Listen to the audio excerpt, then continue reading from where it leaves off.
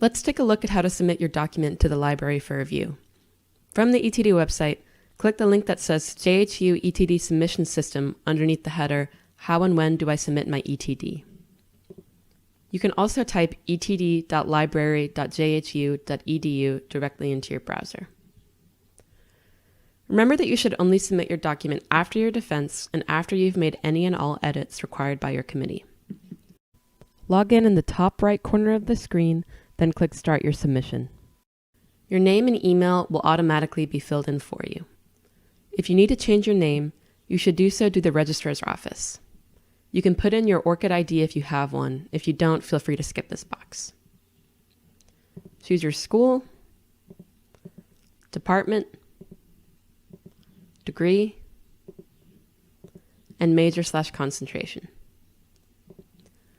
Sometimes schools fall behind on keeping the library updated with their available majors, so feel free to choose Not Listed if you don't see your major. Finally, enter your contact information. This information will not be available to the public record, but will help us if we need to contact you about your document.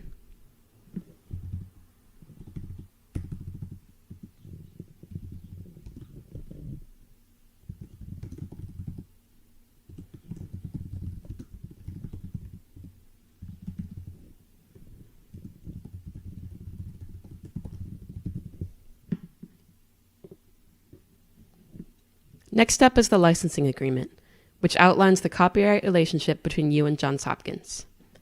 You retain the full copyright to your document, but agree to allow Johns Hopkins to make your document available to the public through our institutional repository. The ProQuest agreement is optional and is only available for doctoral students. If you check this box, we will eventually send your document to ProQuest for inclusion in their repository as well as our own. It's possible ProQuest will have been phased out by the time you view this video, so if you don't see this as an option, the program has been discontinued. Now it's time to enter information about your document. Make sure your document title exactly matches what you've written on the title page of your dissertation.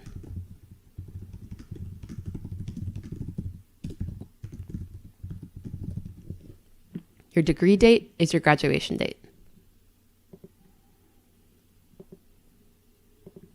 Your abstract must also exactly match the abstract in your document.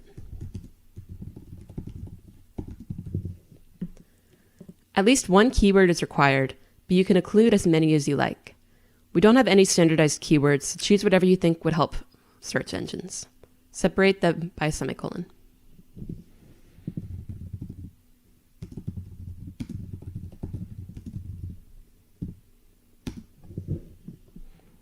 Subjects is a required field that we don't standardize, but is required by the software we use. Find whatever fits best, but don't worry about this field too much if you can't find a good fit.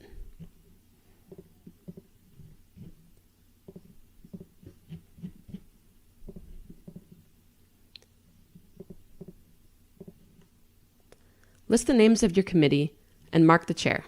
Include the chair's email.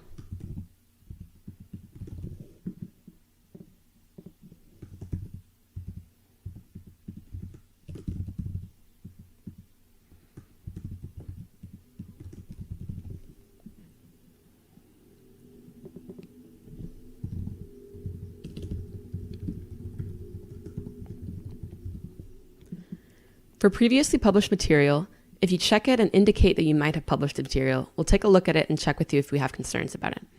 We don't really use this too much anymore, so unless you have a question about some material, feel free to leave it blank.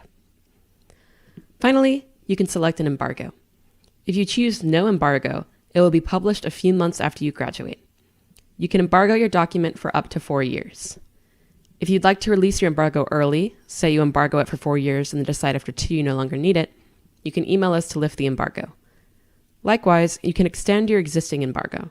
Say you embargo it for 1 year and decide 6 months into that period that you actually want to embargo it for the full 4 years.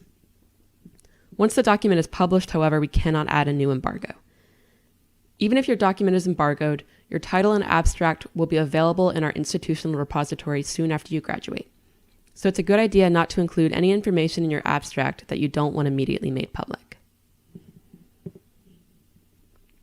Now it's time to upload your document here.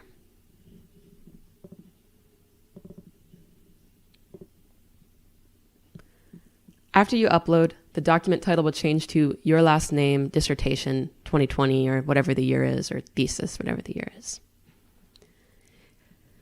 If you have any supplemental files, such as a large data set or an audio-visual element, you can upload them here.